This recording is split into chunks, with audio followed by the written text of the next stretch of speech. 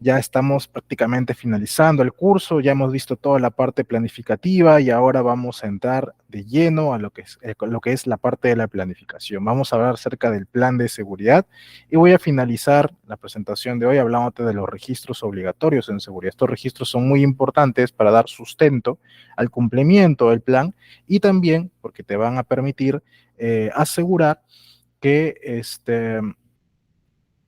estemos dando cumplimiento a lo que me indicaba la normativa. Recuerda que había un artículo en el reglamento de la ley que revisamos en la clase 3, donde te indicaba ciertos registros obligatorios que tú debes mantener, ¿de acuerdo? Entonces, yo te lo he traído aquí para que lo puedas nuevamente revisar y puedas entender cómo lo vas a llenar, ¿de acuerdo? Entonces, iniciamos.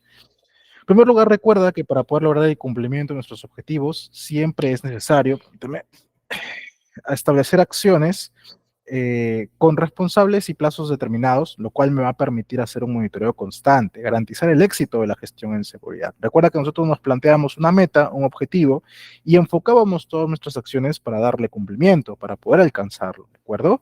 Así es como nosotros llegamos al Plan Anual de Seguridad. Este es un documento que nos va a servir para implementar el sistema de gestión de seguridad. Aquí vamos a incluir una serie de principios, políticas, métodos, mecanismos que me permitan evitar los accidentes y las enfermedades. Este plan, aparte, me va a ayudar a cumplir con la normativa, con las disposiciones legales vigentes, porque este plan es un documento obligatorio que hay que tener. Me va a permitir mejorar el desempeño laboral a través del establecimiento de capacitaciones, entrenamientos, inspecciones que me permitan asegurar que el trabajador continúe con un óptimo nivel de rendimiento. Me ayuda a fortalecer los componentes del sistema de gestión de seguridad, ya que en este plan vamos a incluir, por ejemplo, el tema de inspecciones, con los cuales yo constantemente voy a ir revisando y evaluando mis propios controles para garantizar que efectivamente están cumpliendo con los propósitos para los cuales los hemos establecido, ¿de acuerdo? Entonces, para eso necesitamos contar con este plan de seguridad. En pocas palabras, este plan de seguridad me va a permitir establecer cómo voy a ejecutar mis políticas, mis métodos o todos los mecanismos que como empresa ya he determinado para alcanzar estos objetivos de gestión de seguridad y salud en el trabajo, ¿de acuerdo? ¿Para qué me sirve implementar un plan? Bueno, en primer lugar, me permite controlar o reducir mis riesgos. Recuerda que el riesgo, lo veíamos en la clase anterior, jamás va a ser cero. Siempre va a haber cierto nivel de riesgo en las actividades. Pero con un plan de seguridad nosotros aseguramos la reducción de estos riesgos, hacemos que estos riesgos sean menores, ¿de acuerdo? Están un poco más controlados. Esto implica o bien que tienen poca probabilidad de ocurrencia, ¿verdad?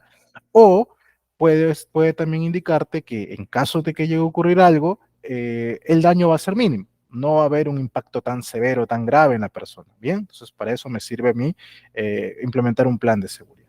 Así también, el plan de seguridad me garantiza rentabilidad y ahorro, de manera que no vamos a tener, por ejemplo, pérdidas por accidente, multas, no vamos a tener ausentismo laboral. Permite fomentar la confianza en los colaboradores. Cuando yo implemento un buen plan de seguridad, hago que mis trabajadores se comprometan más, ¿de acuerdo? Es muy distinto que ellos vengan a trabajar en una empresa donde la seguridad simplemente ha sido un saludo a la bandera, en una empresa en la que realmente implementamos estas acciones de seguridad. Hey, ¿saben qué, señores? Vamos a reunirnos el día de hoy. Este es nuestro plan de seguridad y vamos a hacer estas acciones durante este periodo. Entonces el trabajador pensará, ¿qué plan de seguridad? ¿Qué es eso? Y mi trabajo, nunca habíamos visto esto es nuevo para mí. Entonces, de esa manera va fomentando un poco más la confianza. Ellos se van involucrando más en seguridad, ¿de acuerdo? Entonces, de esta manera, garantizamos que ellos tomen conciencia sobre sus riesgos porque saben que los estamos monitoreando y al mismo tiempo permite que ellos mismos desarrollen sus habilidades para prevenir los riesgos, que ellos son los principales involucrados, los principales protagonistas de las actividades, son los que principalmente podrían llegar a accidentarse si es que no toman en conciencia estos riesgos. Por eso necesitamos que ellos mismos también generen esa habilidad. Así también me sirve para dar cumplimiento legal. Recuerda que este es un documento obligatorio que debemos contar. Esto ya nos lo indica el reglamento de la Ley de Seguridad y Salud en el Trabajo. Cualquier empresa necesita contar con un plan de seguridad. Ingeniero, soy una pequeña consultora que tiene solamente 6 personas. ¿Sí? Necesitas un plan de seguridad.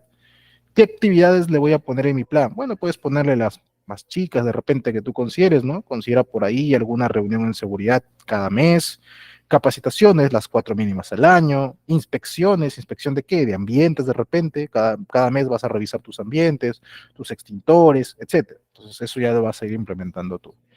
Ayuda a la mejora de la imagen organizacional también. Cualquier empresa que cuente pues con este plan de seguridad implementado siempre va a ser mejor percibida que una empresa que no tiene nada. ¿De acuerdo? Entonces siempre es importante presentar, tener a la mano esta información, tanto por cumplimiento obligatorio como porque también ofrece otros beneficios al personal, permite una mejora en la organización. ¿De acuerdo?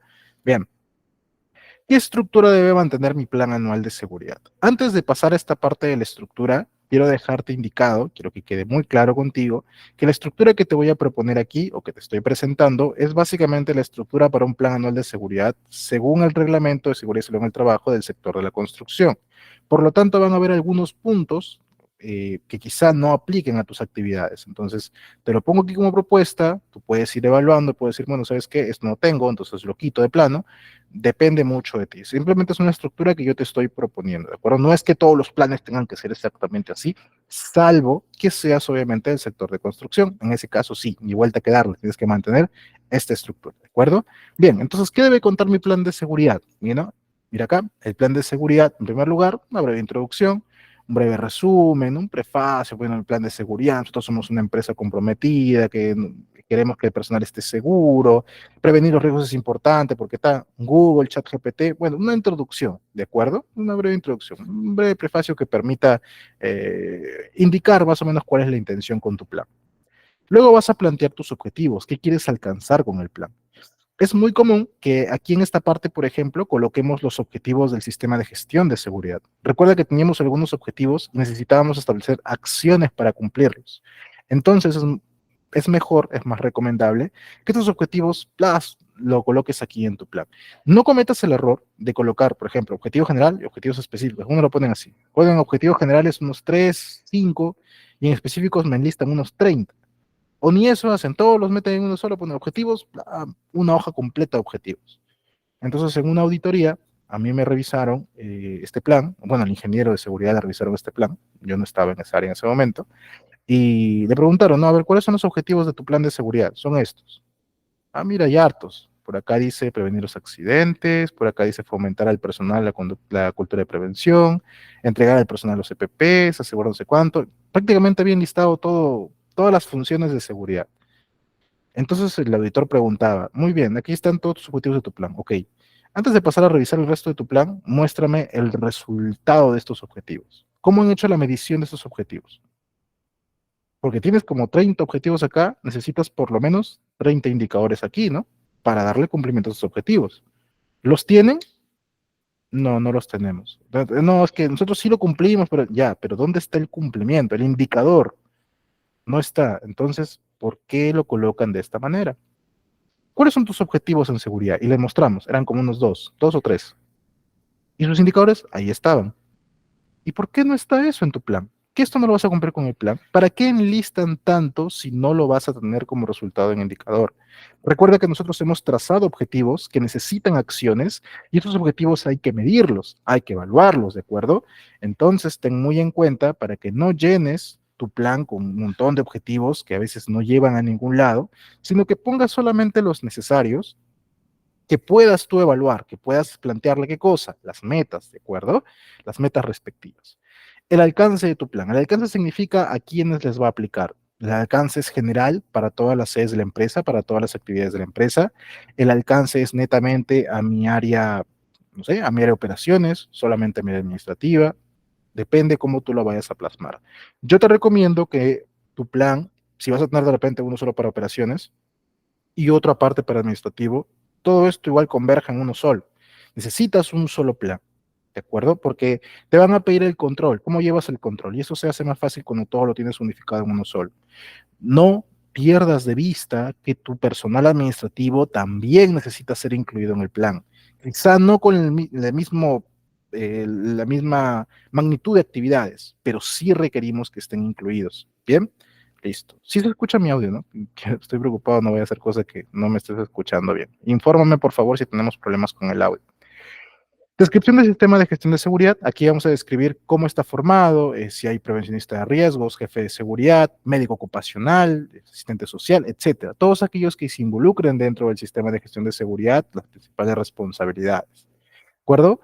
La política, me vas a incluir también la política del sistema de gestión de seguridad, Principalmente dale énfasis a los compromisos. ¿Recuerdas que teníamos ciertos principios, compromisos que debíamos cumplir? Eso también tenemos que incluirlos aquí.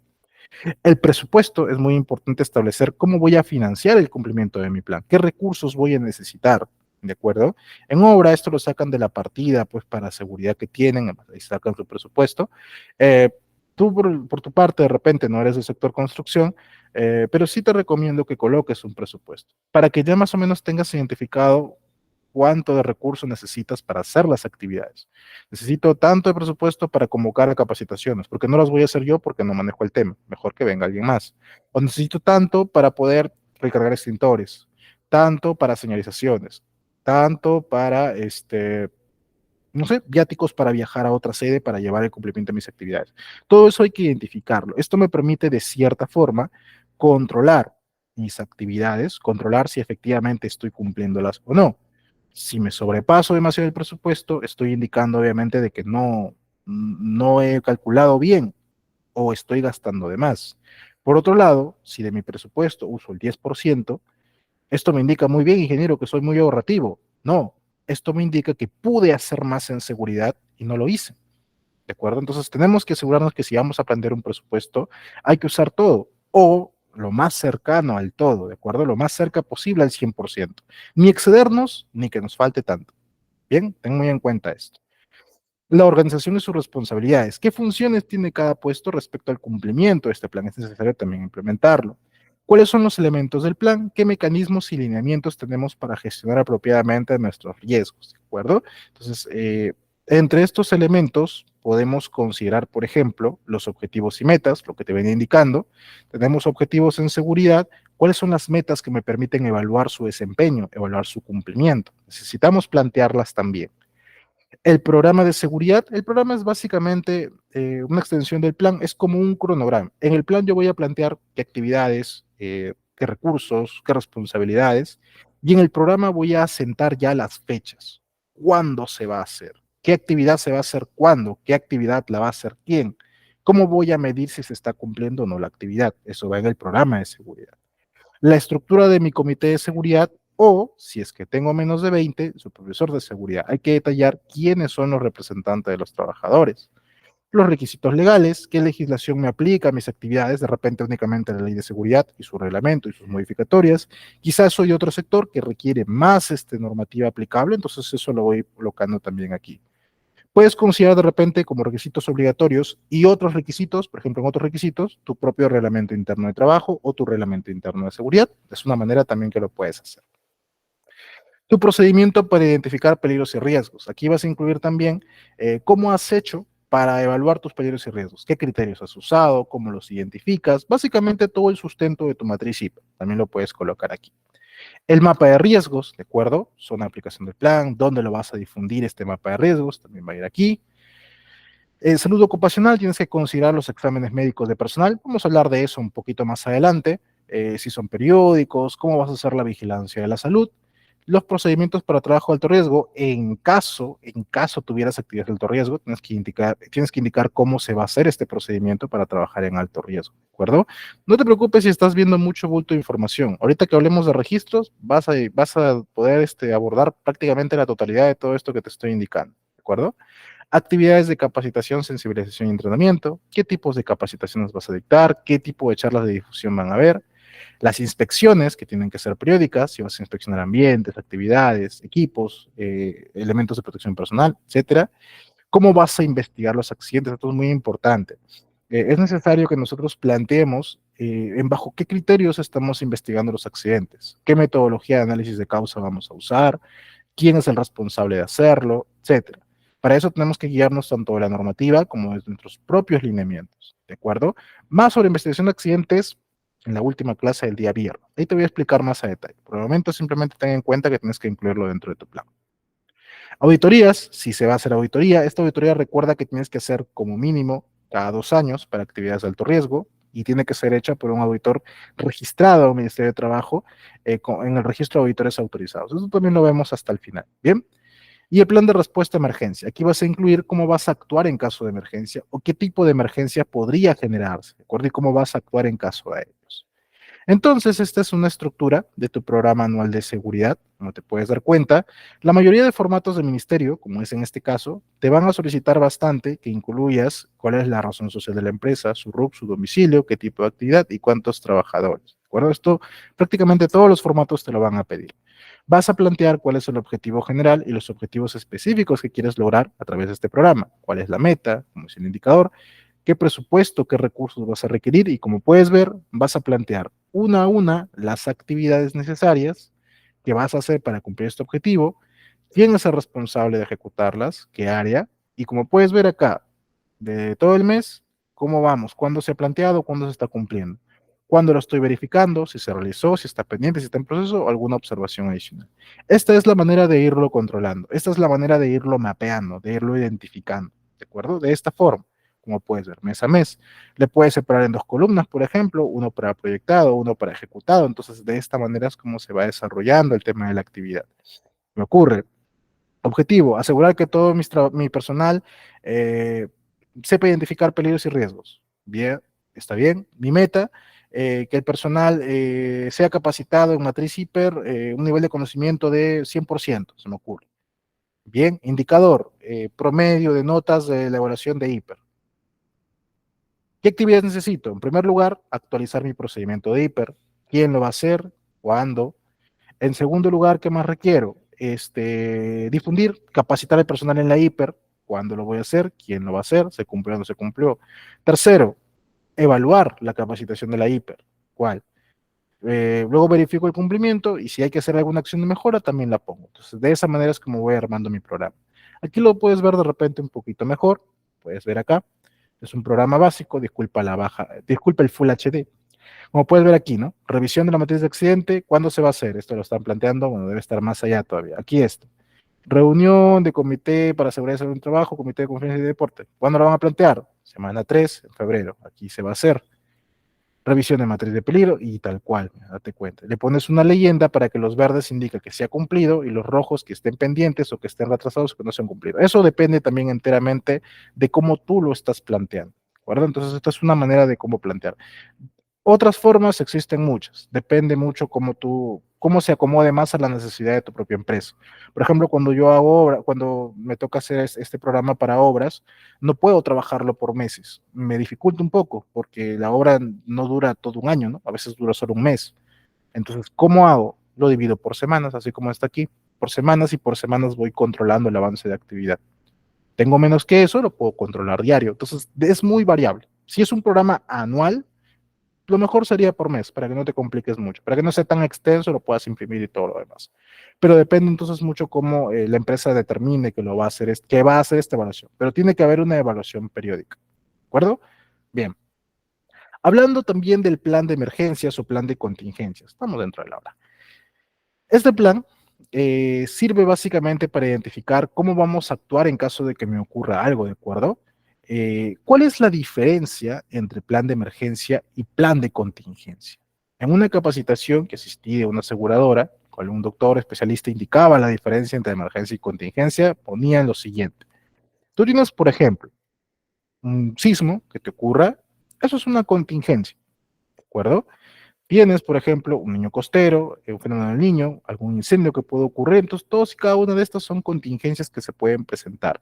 Y para cada uno de ellos necesitas un plan de contingencia. Entonces, el plan de contingencia aborda este tipo de situaciones y te indica el procedimiento, el paso a paso para actuar antes, de la preventiva, durante y después del evento. Todos y cada una de las contingencias que tú identifiques en base a tu evaluación de peligros y riesgos necesitan contar con un plan de contingencia. Pero, si bien estos son contingencias, hay veces en las que tú decides todo esto unificarlo en uno solo y tenerlo de manera general. Y haces el tratamiento, el antes, durante y después para cada uno, pero en un solo documento. Y cuando lo juntas todo así, a eso le llamamos plan de emergencias. ¿De acuerdo? Entonces, el plan de emergencias básicamente es un compendio o un conjunto de planes de contingencias. Bien, de esta manera entiéndelo. También podrías entenderlo de otra forma. Puedes entender plan de emergencia como todo lo relacionado a emergencias que se presenten en seguridad y plan de contingencia se podría entender como, se me ocurre, yo soy del área de operaciones, Tengo la contingencia de que mi personal no va a llegar a tiempo para hacer esta actividad. Tengo la contingencia de que los recursos que he presupuestado me van a faltar para hacer la actividad. Tengo la contingencia de que el proveedor se va a demorar en traerme el material. Entonces, contingencias también la relacionan mucho a la parte de operaciones. Y cómo voy a actuar en caso de que me ocurra alguna de estas contingencias operativas que me dificulten el tema del cumplimiento de mi actividad. ¿De acuerdo? Pero siempre el plan de emergencia va asociado más al tema de seguridad. ¿Qué debo contener en este plan de emergencia? En primer lugar, la introducción, un breve prefacio, un resumen del plan, igual sus objetivos, qué quiero alcanzar con este plan, a quiénes aplica el cumplimiento, algunos compromisos del empleador, los trabajadores responsables del plan. Igual, esta estructura de plan de emergencia también la estoy sacando del reglamento de seguridad y salud en el trabajo de la construcción. Si tú planteas algunas, quieres retirar de repente algunas o tienes una estructura distinta, puedes hacerlo normal, si es que no eres del sector, obviamente, pero si quieres de repente extraer algunas buenas ideas de esta estructura, te lo recomiendo bastante, ¿de acuerdo? ¿Qué más? Descripción de la unidad, o sea, descripción de la sede principal, ¿no? ¿Qué características tiene? ¿Cuántos pisos? ¿Tiene o no tiene extintores? ¿Tiene luces de emergencia o no? Etcétera. Funciones y responsabilidades de quienes está aplicando este plan. El organigrama del plan. ¿Cuáles son las gerencias, las jefaturas? ¿Cómo están organizadas las brigadas de emergencia? Esto es muy importante. Peligros frecuentes, ¿de acuerdo? Fenómenos naturales, todas las situaciones de emergencia que hemos identificado en la hiper. ¿Te acuerdas que en la hiper identificamos rutinarias, no rutinarias y situaciones de emergencia? Lo mismo aquí. Vamos a agarrar todas las que hemos visto como situaciones de emergencia, todo lo que les he puesto ahí grandote, ese de ahí lo vamos a pasar al plan de emergencia para darle el tratamiento necesario, ¿de acuerdo? Brigadas de emergencia, ¿cuántas brigadas tienes? ¿Quiénes son sus integrantes? ¿A qué se van a dedicar? Las respuestas a emergencias, muy importante considerar las acciones antes de ocurrir la emergencia o la contingencia, durante la ocurrencia y después de la ocurrencia. ¿Qué recursos necesito? Mis actividades de capacitación, evaluación y comunicación. Aquí quiero indicarte tres puntos importantes. En primer lugar, sobre la brigada de emergencia. Ingeniero, esto suena muy bien cuando tenemos una sola sede y todos están reunidos y bueno, yo elijo mis brigadistas y sé que ellos van a actuar en caso de emergencia. ¿Qué pasaría si yo tengo distintas o mi personal trabaja en la calle y están completamente distribuidos? Mis brigadistas no están todos en un solo punto, no puedo sacar brigadistas. Es cierto, ahí en ese caso es mucho más complicado sacar tus brigadistas. Sin embargo, la norma sí te va a pedir que tengas tus brigadistas identificados. Ingeniero, yo quiero hacer que si bien yo voy a elegir brigadistas, a todos los voy a capacitar en manejar las emergencias. De acuerdo, es una buena idea, pero sí tienes que asegurar que los brigadistas hayan tenido capacitaciones especiales para ellos como brigadistas. Ellos son los principales llamados a actuar en caso de contingencia. Ingeniero, ¿a quién puedo colocar como brigadista? Depende de ti, pero se recomienda que tengas muy en cuenta pues algunos factores para elegir tus brigadistas, ¿no? Por ejemplo, que la persona no sea de tan avanzada edad, que sea una persona pues obviamente responsable, que sea una persona que cumple, ¿de acuerdo? No puedes poner a una persona que lo toma todo a juego, porque obviamente no te va a dar la misma respuesta a emergencia. No puedes poner a una persona que no tenga las condiciones físicas necesarias, porque si hay una emergencia, ¿cómo va a maniobrar a un herido, por ejemplo? Entonces, ten en cuenta estas características. No suelen ser muchas veces penalizables o observables en auditoría, pero sí es una mejora bastante para el tema de la gestión de seguridad y salud en el trabajo. ¿De acuerdo? Respecto al plan de contingencia, como te decía, considera las acciones antes, durante y después. Me ocurre, tema de sismo, o tema más concreto, tema de incendios, por ejemplo. Voy a establecer mi plan de contingencia para incendios. ¿Qué tengo que hacer antes? En primer lugar, asegurar que cuente con extintores suficientes, que sean del tipo necesario, que estén inspeccionados, que se encuentren vigentes. ¿Qué más? Evitar que el cableado esté expuesto, evitar exponer material combustible cerca de chispa o cerca de material inflamable, etcétera. Bueno, todo el mecanismo previo, capacitar al personal en manejo de extintores, etcétera, todo lo previo. Vamos a suponer ahora que ocurre el durante. ¿Qué voy a hacer en caso de incendio? Pues retirarme ordenadamente, se activa el plan de contingencia, brigada de emergencia asegura la evacuación del personal, usar el extintor dependiendo de la clase de fuego, apuntar hacia la base, evitar ir contra el viento, este, ¿qué más? Que el personal se cubra la boca con un paño de repente para evitar el tema del humo, asegurar caminar agachado, evitar tocar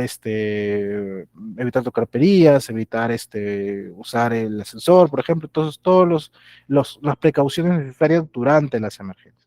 Y después, ¿qué pasa después de la emergencia? Pues también puedes considerar, por ejemplo, el tema de llamar a los bomberos, etcétera. Después de la contingencia, ¿qué pasa? Bueno, acabó la contingencia y regresamos todos. No, ¿cierto? Hay que evaluar. Brigadista evaluará si hay las condiciones para regresar, evaluar los daños, de repente si la infraestructura está disponible para volver a ingresar, de repente no, de repente hay que hacer reparaciones, entonces todo eso hay que considerarlo también en el después. ¿Te das cuenta? Hay que tener en cuenta todo esto. Bien. Y respecto a la capacitación, evaluación y comunicación, aquí vamos a manejar prácticamente tres tipos. Una es la capacitación al personal respecto a cómo actuar en caso de contingencia, el tema del entrenamiento a tu propia brigada y el tema de los simulacros. Más detalles sobre esto te lo voy a decir ahorita que avancemos con los siguientes puntos, ¿de acuerdo? Pero esto es muy importante que lo consideres. ¿Qué más? En tu plan de emergencia también te recomiendo que incluyas el flujo de comunicación. ¿A quién tienen que reportar? ¿Quién tiene que reportar? ¿A qué números? ¿De acuerdo? Entonces, ¿cómo se va a dar la comunicación? Ocurre la contingencia y ¿a quién comunico primero? ¿A quién comunico luego? Si no estuviera él, ¿a quién tengo que comunicar? ¿De acuerdo? Esta persona, ¿a quién le va a comunicar? ¿Quién le va a comunicar a gerencia? Entonces, hay que establecer cuál es el flujo de comunicación para estas contingencias. Inclúyele un directorio telefónico, tanto interno, del supervisor de seguridad, del jefe de operaciones, de la gerencia, del área médica, etcétera. Externo también, número de la policía, número de los bomberos, número del servicio ambulatorio, de la ambulancia, número de repente de algún hospital cercano, etcétera. Entonces, eso también incluirlo como directorio telefónico. Un listado de clínicas afiliadas a las STR. Si tienes trabajadores en el trabajo de alto riesgo, tienes sus pólizas STR, te indican cuáles son las clínicas afiliadas. Entonces, estas incluyelas en un listado, indicando qué clínica es, su dirección, su localidad y el número al cual te puedes comunicar. Es muy importante tenerlo identificado. La ruta de evaluación a la clínica más cercana. De preferencia que sea obviamente una de estas, ¿no? Si no, entonces igual, la más cercana en donde puedas llevar tú a un herido.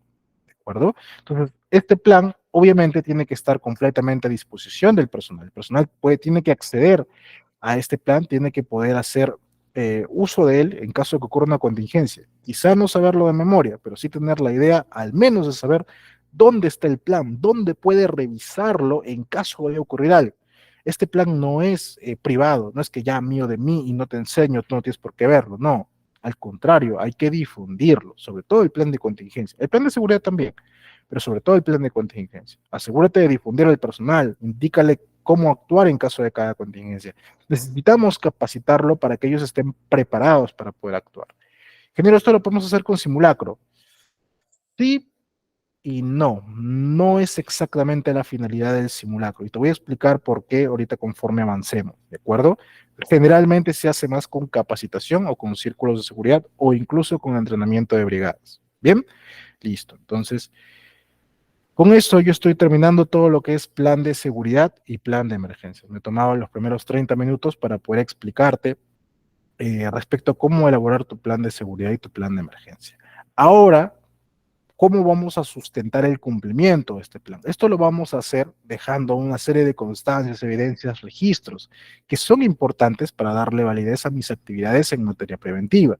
Entonces, en la siguiente hora de clase, que es el punto principal del día de hoy, te voy a explicar todos y cada uno de los 8 registros obligatorios en seguridad que tú debes tener, que tú debes contar, para que puedas sustentar en caso de una inspección, de una auditoría. ¿De acuerdo? Esos registros son importantes, son obligatorios. ¿De acuerdo? Tenemos que cumplir todos ellos. ¿Cuál es el primero? El primer registro que vamos a hablar es el registro de accidentes, enfermedades ocupacionales, incidentes peligrosos y otros incidentes. ¿Cuál es la diferencia entre todos y cada uno de estos puntos? Bueno, ingeniero, enfermedad ocupacional la entiendo, ¿no? Es cuando alguien se enferma producto del trabajo, ¿correcto? Pero accidente, bueno, accidente si me pasó algo. Incidente, peligroso incidente, ¿cuál es la diferencia? Nota aquí la siguiente imagen. Tenemos aquí, por ejemplo, en primer lugar, una condición insegura, ¿de acuerdo? Nota aquí que tenemos una carga suspendida, está aquí suspendida a través de este gancho, pero nota que aquí la parte de la sujeción está en mal estado, se puede caer en cualquier momento. Entonces, esto tal cual como está es una condición insegura, ¿de acuerdo? Es propio de la propia naturaleza del trabajo, es una condición, es un equipo que está en mal estado. no es igual a una condición subestándar. ¿De acuerdo? Quiero que te quede muy en claro esto. Condición subestándar es si yo tuviera un procedimiento de trabajo o un estándar de trabajo donde indico que, por ejemplo, las líneas de sujeción deben tener tales características, los anclajes deben tener tales características, hay que inspeccionarlo tal cual, no sé cuánto. Si eso está establecido en un procedimiento y encontramos en una inspección que esto está así, condición subestándar, porque tenemos un estándar y no le hemos dado cumplimiento. Estamos por debajo del estándar. Condición subestándar. En este caso hablamos de condición insegura, se entiende, que ahí también sería algo malo, que no tenemos nada que nos diga, que nos dirija, que nos indique cuál es la característica que debe tener estos equipos de sujeción. Entonces, ahí, cuando no hay un estándar al cual comparar, es una condición insegura. Ahora tenemos aquí un acto inseguro. ¿Sabes qué? Tenemos personal que están caminando por debajo de esta carga. O sea, este personal, de forma imprudente, porque nadie debería caminar debajo de una carga suspendida, está cometiendo un acto inseguro. El personal está distraído y esto recuerda que está en mal estado, podría caer encima de ellos. Eso es un acto inseguro. Diferencia con el acto subestándar, de la misma forma. Debería en algún procedimiento indicarse que mientras hay una carga suspendida hay que mantener cierto rayo de seguridad alrededor de esa carga. No podemos atravesarlo, ¿no? Porque no queremos que vaya a ocurrir una desgracia y se vaya a caer encima de nosotros. Entonces, esto de acá es un acto inseguro. En algunos casos, esto, en alguna supervisión, algún colega podría considerarlo incluso ya un incidente. Pero ¿qué viene a ser entonces el incidente? El incidente es que falla el sistema, falla la polea en este caso, y se cae la carga. Suponiendo que esta carga se haya caído y no había trabajadores cerca, incidente de trabajo. Cayó, tuvo potencial riesgo de ocasionar un accidente al personal, pero no había nadie cerca, entonces tenemos un incidente. Ahora, si ocurriera que cayó cuando este personal estaba muy cerca y casi los agarra, pero no los tocó para nada, pero casi los agarra, ahí hablamos de un incidente peligroso. El incidente peligroso es que hay un inminente riesgo para la persona. Estuvieron muy cerca de accidentarse. Entonces ahí se considera incidente peligroso. Y el accidente, obviamente, es cuando la carga cae encima completamente de ellos y estas personas pues se han accidentado. Ahí se considera ya accidente. Hay una lesión. Ingeniero, simplemente me rompió una uñita, accidente. Ingeniero, me cayó encima del pie, accidente. Ingeniero, estaba en mi hora de refrigerio, pero mi jefe me mandó llamar y bueno, yo pasé por ahí para ir más rápido y me cayó encima, accidente de trabajo. Ingeniero, yo no soy trabajador de la empresa, pero yo estaba caminando por ahí y me cayó encima. Accidente de trabajo. ¿De acuerdo? Toma en cuenta esto, para los UNAFIL es importante esto. Todo aquel evento que ocurra, que cause daño, dentro de las instalaciones de la empresa donde la empresa mantiene control, o lo que le llaman su esfera de poder, todo lo que ocurre dentro de sus propias instalaciones se considera un accidente de trabajo, porque se supone que la empresa debe mantener controles en sus propias instalaciones. Ahora, el accidente se puede considerar tanto cuando ha ocurrido dentro de la jornada laboral como fuera de la jornada laboral, dentro de las instalaciones o fuera de las instalaciones, siempre y cuando el trabajador se encuentre en ese lugar o haya estado haciendo esa actividad por orden del empleador. ¿Sabes qué? Te toca trabajar aquí fuera de mi oficina, ¿de acuerdo? Tú asistes a tal punto, es tu hora de refrigerio, pero yo quiero que sigas trabajando. Yo te mando la hora de que sigas trabajando y te accidentas. Estás en tu refrigerio, fuera del horario, estás fuera de mis instalaciones, pero te accidentaste porque yo te mandé a trabajar. Accidente de trabajo, ¿de acuerdo? Ingeniero, me mandó mi jefe a que vaya a comprarle una gaseosa a la tienda de la esquina y me atropelló el carro. Accidente de trabajo. ¿Quién te mandó? No fuiste por tus propios medios, ¿no? Ah, si te fuiste por tus propios medios, es otra cosa. Bien. Ingeniero, hicieron un evento deportivo en la empresa. Yo fui, quise jugar, también quise ser la chilena de Cristiano y me lastimé, ingeniero. ¿Accidente de trabajo? Depende. El evento deportivo era obligatorio. Si no era obligatorio, tú voluntariamente quisiste ir, no es accidente de trabajo, porque no te obligaron a ir, o sea, tú quisiste ir, divertirte, ¿de acuerdo? Lamentablemente te accidentaste, pero no es accidente de trabajo. Ahora bien, si tú no querías ir, pero tu jefe dijo, no, tú estás obligado a ir porque los que no van memorando, los que no van a hacer horas extra, te vamos a reducir el pago, no, tu asistencia se va a contar aquí, tienes que venir y te accidentaste, ni modo, hermano, accidente. ¿Está quedando claro? Bien. Ingeniero, me pasan a recoger en móvil de la empresa. Yo trabajo en una empresa, manda móvil a recogerme y se accidenta la móvil. Accidente de trabajo, porque estoy dentro de sus instalaciones y estoy yéndome al trabajar, ¿no? Y ellos me han dicho que tengo que recogerme, no sé cuánto. Para ese caso no es accidente de trabajo. Ahí sí consideran como accidente de tránsito. Podrían considerar accidente de trabajo al chofer de la móvil, porque él está haciendo la actividad por orden de la empresa.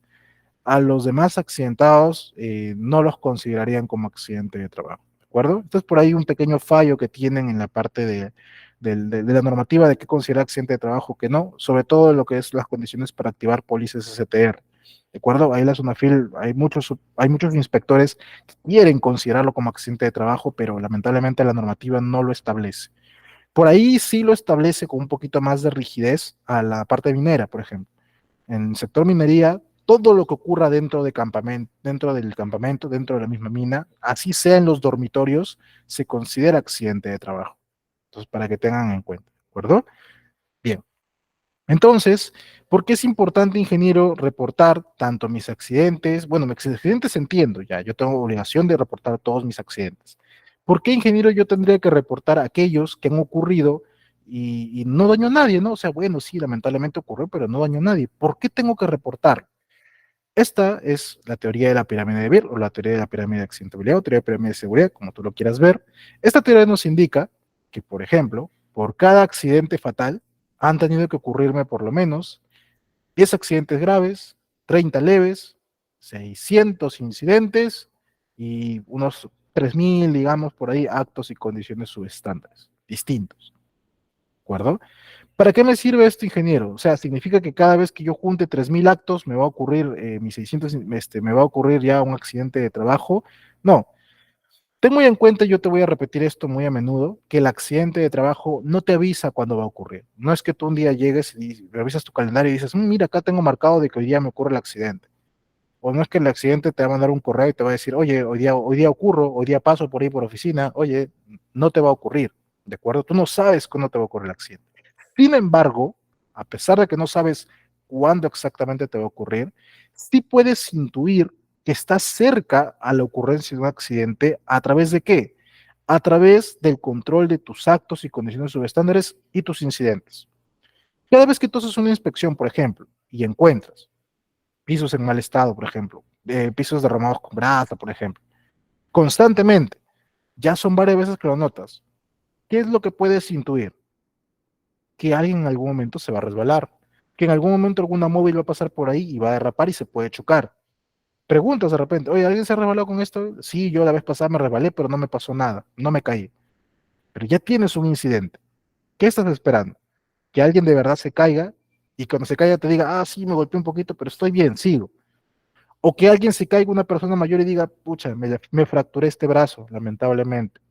Bueno, pues ya, mala suerte.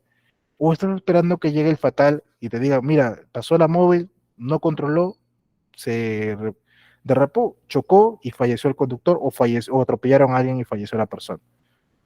Pucha, sí, qué mal que hayamos tenido esto aquí, hay que corregirlo. ¿Recién lo vas a corregir? No, ¿cierto?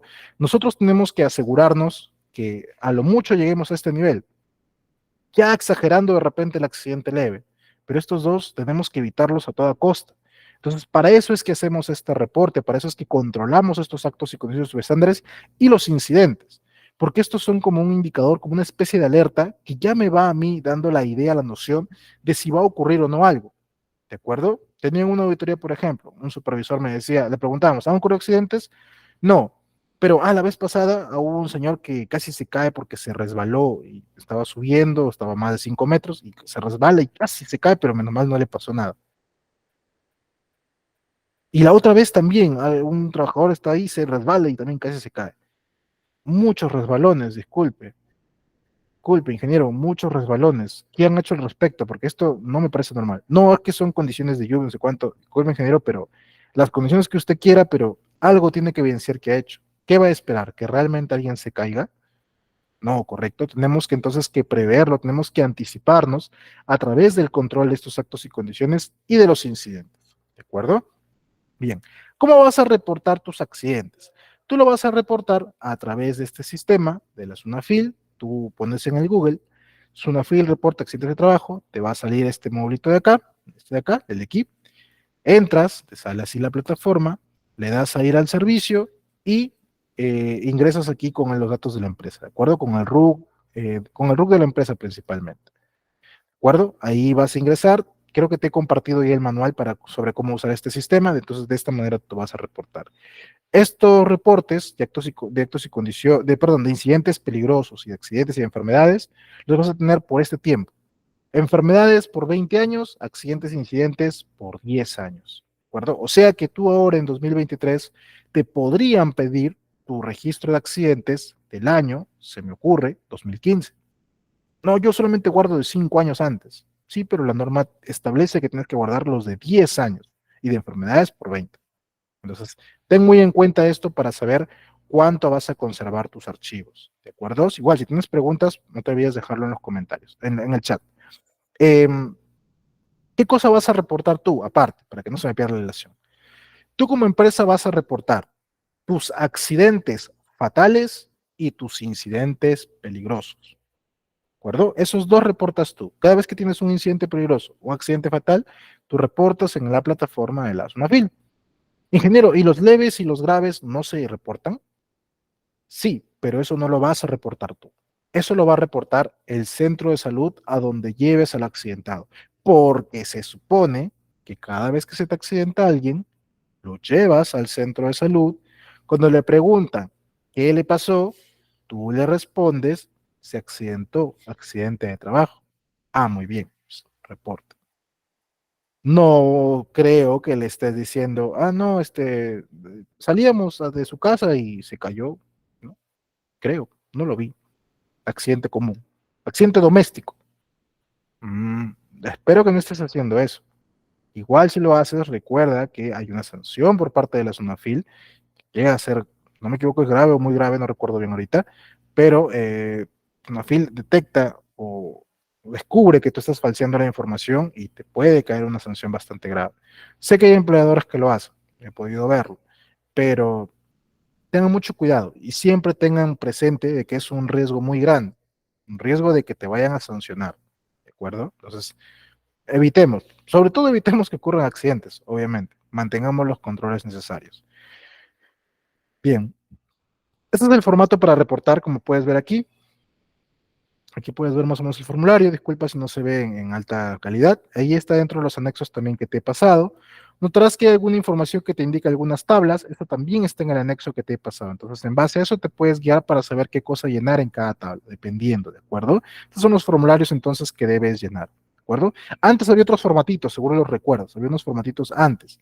Ahora, de base a la nueva normativa que salió, el sistema que salió de la Sunafil, que es casi reciente, si no me equivoco es del año pasado, se reporta de esta manera, directamente a través del sistema. Bien, entonces ten muy en cuenta esto. ¿Qué otro registro obligatorio vamos a considerar? Ya hemos visto el de accidentes de trabajo, vamos a ver otro más. Y tenemos que considerar los registros de exámenes médicos ocupacionales, ¿de acuerdo? Esos exámenes médicos básicamente sirven para evaluar el estado de una persona antes de iniciar una actividad o producto de las actividades, ¿de acuerdo? Los exámenes médicos son obligatorios antes de que una persona empiece a trabajar, es el examen de ingreso.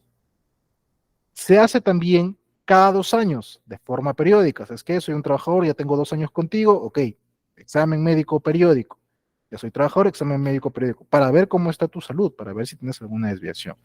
Y cuando el trabajador ya se quiere ir de la empresa, tiene la potestad, o bien el empleador, o bien el trabajador, de solicitar que se le haga un examen médico de retiro. ¿De acuerdo? Si eres del sector de alto riesgo, es obligatorio tu examen de ingreso y tu examen periódico, pero tu periódico ya no es cada 2 años, es anual. O dependiendo de lo que te diga tu propio sector, pero generalmente es anual. ¿De acuerdo? Ten muy en cuenta eso. Entonces, examen al ingreso, examen periódico, anual o cada 2 años si no eres de alto riesgo. Y el de salida ya es más una potestad, ¿de acuerdo? O sea, no es obligatorio, es opcional si el trabajador quiere, si la empresa quiere, ¿de acuerdo? En ningún caso el examen médico lo va a pagar el trabajador. Esto siempre lo cubre la empresa. Está prohibido que la empresa descuente del trabajador para que haga su examen médico. Ingeniero, pero ¿qué pasa si viene una persona, supuestamente va a trabajar, le pago el examen médico, lo hace, me dan resultados y un día antes de que empiece a trabajar me dice, ¿sabes qué? Ya no quiero trabajar. ¿Qué hago? ¿Perdí esa plata? Sí, lamentablemente ese costo ya lo perdiste, pero así me indica la normativa. Entonces, siempre tiene que asumir el costo el empleador, ¿de acuerdo? ¿Dónde lo vas a hacer este examen médico? Lo vas a hacer en clínicas que estén acreditadas por la entidad de salud respectiva, DGRESA, por ejemplo, o DIGESA. Entonces, ellos tienen que tener su certificado de que están acreditados para hacer estos exámenes médicos ocupacionales, ¿de acuerdo? Existen diferentes clínicas en cada localidad que pueden hacerte este servicio. Lo que tú tendrías que establecer es qué protocolos, qué tipo de evaluaciones vas a hacer. Factor sanguíneo, por ejemplo, dependiendo qué tipo de actividad, un test de altura, visión, sonometría, espirometría, rayos X. Generalmente rayos X se les hace bastante también a los trabajadores. Entonces, todo eso, electrocardiograma, por ejemplo, también muy importante. Entonces, todo eso te permite a ti evaluar para ver el estado de salud de la persona. ¿De acuerdo? Ahora bien, ¿qué otra cosa tienes que considerar respecto a tus exámenes médicos? ¿Qué pasaría si un trabajador, bueno, todavía no es trabajador, es candidato, va a hacer su examen médico y sale observado? Si sale observado, la empresa tiene la potestad de decir, ¿sabes qué? Disculpa, no me cumples con el perfil porque hizo tu evaluación médica y no estás apto para trabajar conmigo. Mi actividad requiere tales características y tú no las tienes. Por lo tanto, es un riesgo que trabajes conmigo. Entonces, preferencia no. Puede darse el caso también que estas observaciones se den cuando un trabajador ya está trabajando con la empresa. Es que yo soy un trabajador, entré bien, entré todo papacito, entré muy bien formado, bien, ¿no? Un cuerpón, alto, guapo, esbelto, pero conforme he ido trabajando, me he ido descuidando, me acostumbré a la buena vida, me contrataron para hacer trabajos en altura y ahora he ganado un poquito de peso, así como tu profesor. Y bueno, ¿sabes qué? Estoy con sobrepeso y no puedo hacer trabajo en altura. En el examen médico el doctor pone, trabajador con sobrepeso, restricción, no hacer trabajo en altura por encima del 1,80 m. Pero esa es tu función principal. ¿Qué hacemos? ¿Lo despedimos? ¿Lo votamos? No, no lo puedes votar. En este caso, al trabajador tendrías que reubicarlo a otra posición dentro de la empresa, sin afectarle el sueldo, obviamente, hasta que levante su observación. ¿Cómo lo haces? Con tu servicio médico. Es lo que se le llama la vigilancia de la salud. Tengo personal que le han observado su examen médico y ahora yo, como parte de mis funciones de la empresa, como parte de mis funciones del área médica de la empresa, voy a controlar su salud. ¿Sabes qué, señor? Usted está muy gordo, está con sobrepeso, si es que no quieres usar la otra palabra porque te puede sonar ofensivo. Entonces, vamos a hacer que usted tenga una dieta, ¿de acuerdo? Usted tiene que hacer dieta, ejercicios, le recomiendo tal cual. Vamos a irlo monitoreando cada semana, cada 15 días, cada mes. Porque obviamente usted no me va a bajar de la noche a la mañana, ¿no? El peso que necesita. De momento, usted hace trabajo en altura, ya no. ¿Tiene licencia? ¿Puede conducir? Sí, ya, ok, va a ser chofer de momento. ¿No tiene licencia? No, tampoco. Bueno, va a ser labor administrativa. No sé leer y escribir. Mucha máquina, ya. Se va a encargar del almacén. No porque tengo otra condición. Ya, va a ser guardia, no importa. O sea, pero en algún lugar hay que reubicarlo sin afectarle el sueldo. ¿De acuerdo? Ingeniero, ¿y qué hago con esos trabajadores que, como saben que no les voy a afectar el sueldo, no levantan pues observación? En ese caso, lo que yo te sugeriría es que antes de que la persona ingrese a trabajar, en su contrato de trabajo ya hayan hecho estas especificaciones. Ya deberían haberle colocado, ¿sabes qué? El trabajador se está contratando para esta actividad, debe cumplir ciertas características para el perfil. En caso no cumpliera, se le va a reubicar sin afectar a su sueldo durante tanto tiempo, en cuyo caso se evaluará si es que cumple o no cumple. Y si no cumple, entonces su contrato se va a resolver, se le va a sacar un nuevo contrato para un nuevo puesto y se le va a pagar de acuerdo a su nuevo puesto. Oye, ¿sabes qué? Yo te he contratado para que hagas labor en altura y te pago tanto. Pero como estás con sobrepeso ya no lo puedes hacer, ahora me haces solamente trabajo a nivel de sueldo y para esto no te puedo pagar lo mismo. Entonces te tengo que pagar menos. Y ya que no quieres levantar tu observación, entonces no te puedo pagar lo mismo, no te puedo tener en el mismo puesto. Pero eso hay que establecerlo antes de y el trabajador debería haberlo aceptado a través de una firma. ¿De acuerdo? Entonces, eso es muy importante que lo consideres. También puede haber el tema de observaciones, por ejemplo, el tema de la vista. En ese caso, tienen que llevar sus lentes, pues, ¿no? Obviamente, para que hagan sus correcciones. Eh, Hay algunas clínicas que todavía esperan la interconsulta, o sea, observan el examen y hacen que la persona vaya y haga su interconsulta en otro centro de salud si quieren, donde tenga una recomendación médica en la cual le estén acreditando que efectivamente está listo. Y ya ahí le levanta la observación y sale apto. acuerdo? Dos puntos más que tienes que considerar aquí. En primer lugar, nunca, nunca tú, como área de seguridad, deberías tener acceso al historial médico de las personas. Únicamente médicos profesionales de la salud deberían poder hacerlo. Tú no eres médico, no eres enfermero ocupacional, entonces tú no tienes por qué tener acceso al historial médico, que el resultado de su evaluación psicológica, que el resultado de su evaluación de su electrocardiograma, etcétera. No, tú como área de seguridad lo que requieres tener es el certificado de aptitud médica. Ten mucho cuidado con esto. He visto clínicas que efectivamente lo que te entregan es netamente el certificado de aptitud y el resto de resultados no lo entregan nadie, salvo a la misma persona directamente o al médico ocupacional en caso lo solicite. Pero nunca el completo de resultados no le entregan al área de seguridad. Y he visto clínicas que sí, lamentablemente no tienen este control y lo hacen, envían todo de uno solo, por un tema de confianza, por un tema de desconocimiento de repente, y eso es muy peligroso. Entonces, hay sanciones de la SUNAFIL por manipular información confidencial, porque esta es información confidencial del trabajador. Entonces, si a ti por error te ha llegado, por error, entre comillas, te ha llegado el resultado completo de la evaluación médica, por favor, extráete únicamente la hoja de certificado de aptitud y el resto, desaparécelo, bórralo, no cometas el error de difundirlo, ¿de acuerdo? Ni de revisarlo, no deberías, no te corresponde, y céntrate únicamente en el certificado de aptitud, ¿de acuerdo? Bien, otro punto más, antes que se me olvide, hay que acreditar que al trabajador se le han entregado sus resultados. Ingeniero, esto lo puede hacer la misma clínica, si gustas, pero tú tendrías que tener ese sustento. No sería válido que tú llegues y te diga, ¿no? La clínica, te llega a auditoría y te pregunten, ¿le has entregado los certificados médicos al personal? Sí, lo hace la clínica. Evidencia. No, pero yo no tengo porque eso lo hace la clínica, ¿no? ¿No? Yo necesito ver la evidencia. O sea, tú dices que la clínica lo hace, ok, muéstrame la evidencia que la clínica lo ha hecho. ¿Ha firmado algo de repente? Muéstrame, necesito verlo. Y si no lo tienes, es una observación. Entonces, ingeniero, ¿cómo hago? Has de firmar una carta de recepción. Yo, trabajador tal, con y tal, he recibido resultados de mi examen médico de parte de la empresa tal, siendo mi resultado apto o apto con restricción, cuyo caso estoy apto a empezar la actividad o tengo que seguir las indicaciones del médico ocupacional, ya, firma, huella y firma y sello del médico ocupacional. Ya está. Entonces, de esa manera acreditamos que realmente lo estamos entregando y estamos dando cumplimiento a la normativa. ¿De acuerdo? ¿Cuánto tiempo debo mantener estos registros? 5 años. Bien, 5 años te deja mantener tus registros de exámenes médicos. Listo.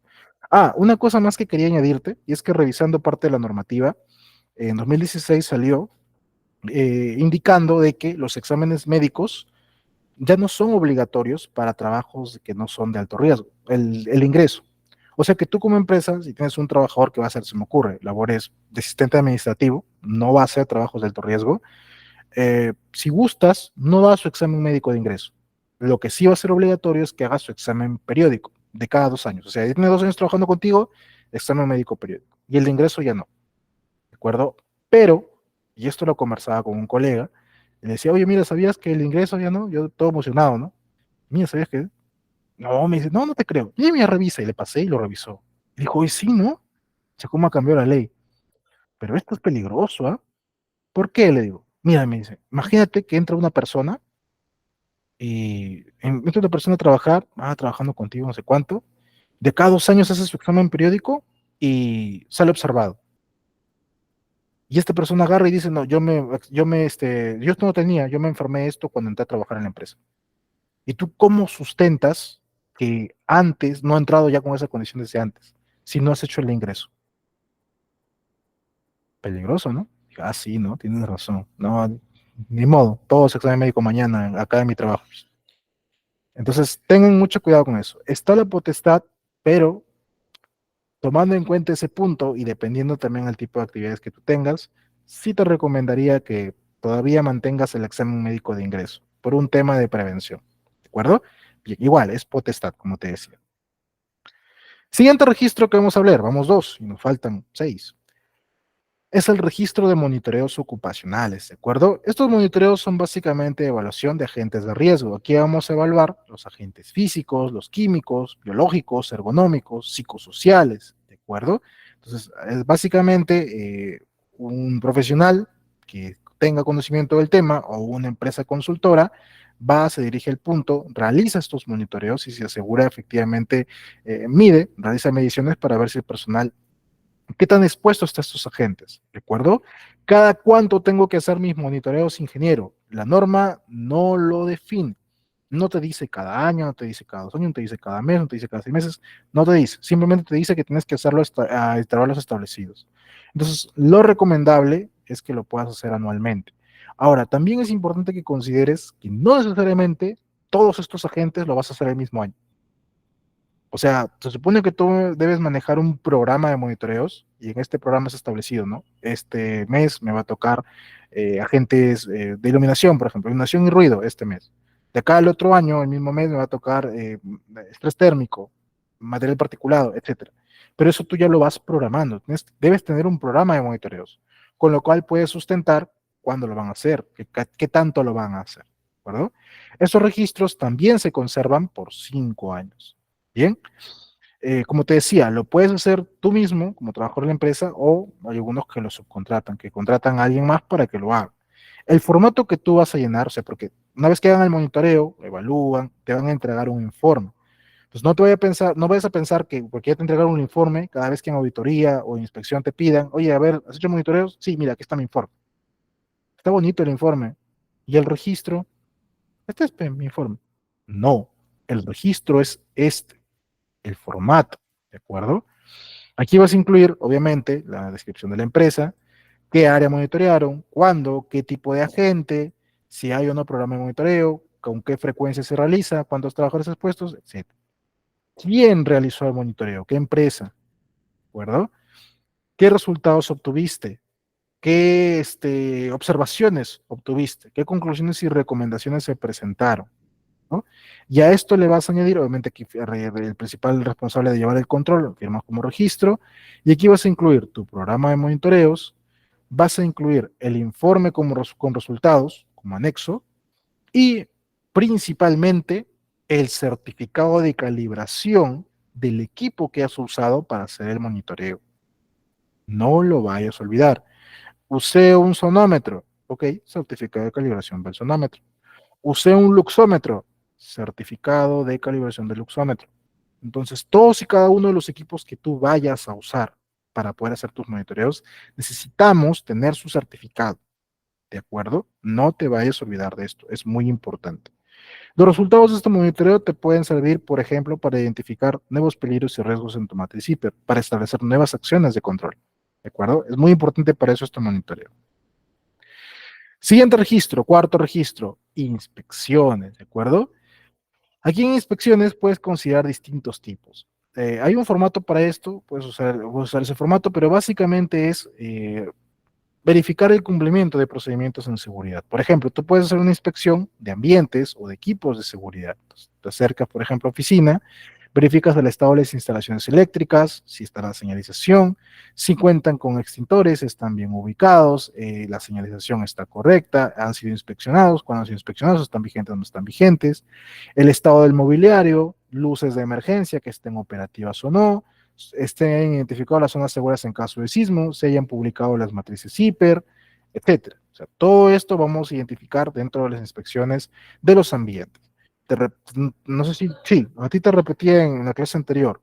Tú como control estableciste que para controlar tus instalaciones necesitamos realizar inspección a las oficinas, necesitas un registro como este, un registro de inspección, donde acreditemos que realmente estamos inspeccionando esas oficinas y si hemos encontrado alguna desviación y qué hemos hecho al respecto. ¿De acuerdo? Bien, ¿qué otra inspección podemos hacer? Inspección de actividades, por ejemplo. Es que voy a mis actividades operativas, verifico que el personal cuente con todo su equipamiento personal que ya hemos establecido en base a los peligros y riesgos que enfrentan, eh, que se cumplan los procedimientos de trabajo conforme lo hemos establecido, esa actividad de alto riesgo, que cuenten con su permiso de trabajo de alto riesgo, que hayan hecho charla de 5 minutos, que los equipamientos estén correctamente en buen estado, cuenten con sus certificados de calibración o cuenten con su inspección técnica respectiva, etcétera. Entonces, todo eso también lo verificamos en la inspección de actividades. ¿Qué otro tipo de inspección puede haber? Inspección de equipos y herramientas.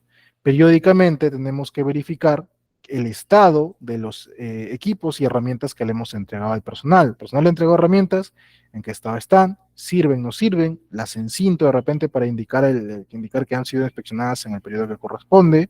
Si están para cambio, hago el cambio, le retiro el elemento en mal estado, le cambio por otro. Sus CPPs que estén en buen estado correctamente. Arneses, por ejemplo, arnés no puede pasar de 5 años de vigencia, a pesar de nunca haber sido usado, y si sí ha sido usado, o sea, sí ha desglosado el amortiguador de impacto, ya no sirve para nada. Entonces, eso también hay que considerarlo, ¿de acuerdo?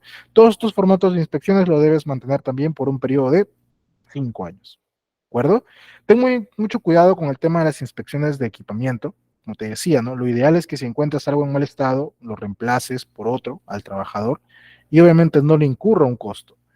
Pero, pero, puede darse el caso que tú detectes que un equipamiento, una herramienta, un EPP está en mal estado por mal uso. Oye, este señor tiene esta herramienta, este alicate, por ejemplo, en pésimas condiciones. Hay que cambiarla. Espérate, pero este señor, yo acá tengo mi registro de que le hemos entregado el mes pasado. Área de operaciones, ¿cuánto más o menos debería, ¿no? A un buen uso constante, durarle esta herramienta al trabajador? 3 meses, le ha durado solo un mes.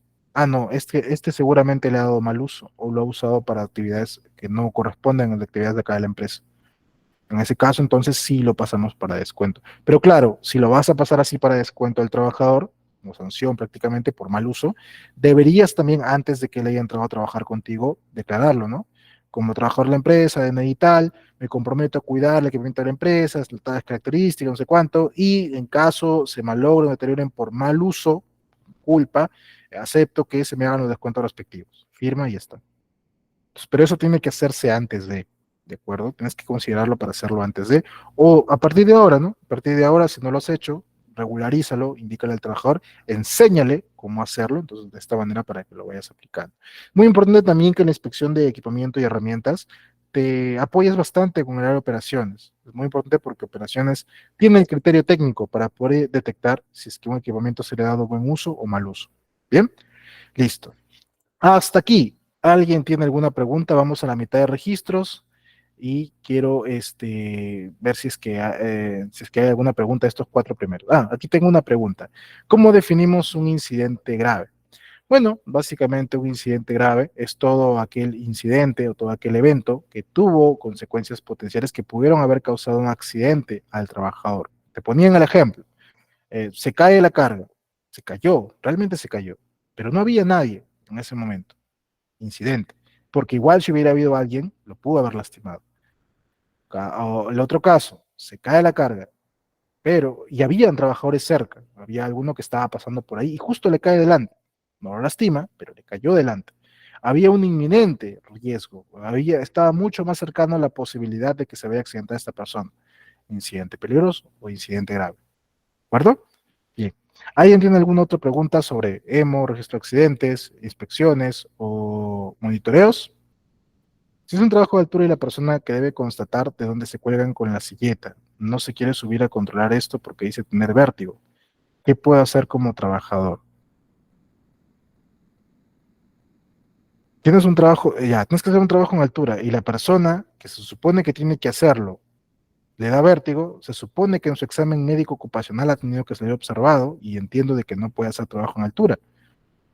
Entonces, en primer lugar, si ya la persona declara que tiene vértigo, lo recomendable es no obligarlo a hacerlo. Vamos a suponer que esté mintiendo, ¿de acuerdo? Porque puede pasar. Por mala suerte se cae. Hacen la investigación y dicen, no, yo les dije que tenía vértigo.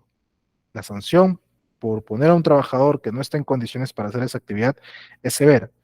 Entonces, yo te recomendaría que si ya lo dice así, que no tiene vértigo, verifique su examen médico si realmente ha salido con algún tipo de observación y cambies pues por una persona que lo pueda hacer. Y a ese trabajador, la persona que controla la seguridad tiene vértigo. Ah, entiendo. O sea, tienes el trabajador tiene que hacer trabajo en altura y para inspeccionar la actividad, el personal del área de seguridad no puede hacerlo porque tiene vértigo. Ah, es un caso que también podría darse. A mí, por ejemplo, me da un poquito de miedo las alturas. Igual a veces me toca hacerlo y hoy tengo que hacerlo, pero es un casito complicado. En ese caso, lo que se puede hacer es hacer que el mismo trabajador inspeccione, le pasas el celular, por ejemplo, y que tome las fotos respectivas y se lo entrega y lo pueda revisar. Es una manera de poder hacerlo. O en todo caso, este supervisor o esta persona que verifica el estado el estado de los equipamientos o de las instalaciones puede apoyarse con otro supervisor que no tenga vértigo y que puedan corroborar. O sea, el mismo trabajador puede inspeccionar antes de y uno como supervisor de seguridad únicamente da la validez o da la validación o corrobora, no necesariamente acercándose directamente a hacerlo, o sea, puede hacerlo a través de la evidencia de la inspección. ¿Sabes qué? Mira, tenemos que inspeccionar ese de ahí arriba, yo no tengo la aptitud para hacer el trabajo en altura, pero tengo que inspeccionar que esté bien. Tú tienes la aptitud, sube, verifica, tómale fotos, mándame y yo acá lo reviso. Entonces, de esa manera también se puede hacer. ¿De acuerdo? O sea, entiendan, y esto de repente me olvidaba decirlo, pero entiendan que la función de seguridad, tanto en la parte de inspección, capacitación, no únicamente le compete al área de seguridad. Te decía, estos se involucran todos. Entonces, ¿qué pasa si, por ejemplo, el supervisor de seguridad tiene su programa y tuvo una emergencia, pidió licencia, le tocó salir de vacaciones? Cuando regrese, ¿se supone que seguridad ha parado por completo? No, correcto, se supone que tienen que seguir trabajando. Entonces, a quienes tiene que delegar es a los demás supervisores. Los demás trabajadores pueden inspeccionar sus propios equipamientos. Si hay que dar capacitación, de repente, si es que alguno no tiene la noción para darla, quizá hay que esperar al de seguridad. Pero si sí la tienen y le proporcionan el material, que la dicte. O sea, lo importante es que las acciones se mantengan, se continúen todavía. ¿De acuerdo? Bien. Para no quedarnos sin tiempo, vamos a continuar con los 4 registros que nos faltan. ¿De acuerdo? Ahora vamos a ver acerca del registro de estadísticas de seguridad. Este es básicamente el formato que vas a llenar para registro de estadísticas. Este es un formato que se llena mes a mes. Aquí vas a considerar la cantidad de accidentes mortales que te han ocurrido por cada mes. Esperemos que siempre sean cero. Área o sede, si hubo accidentes de trabajo leves que han ocurrido, en qué área o en qué sede. Accidentes de trabajo incapacitantes de repente, cuántas horas hombres han trabajado y tus índices de frecuencia, de gravedad y de accidentabilidad. ¿De acuerdo? Y los días perdidos también por accidentes, enfermedades ocupacionales, etcétera, incidentes peligrosos, incidentes en general, etcétera.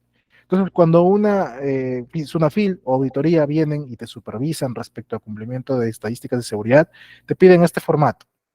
¿Te acuerdas que yo te había pasado en la clase 3 un Excel donde te decía aquí lo puedes controlar?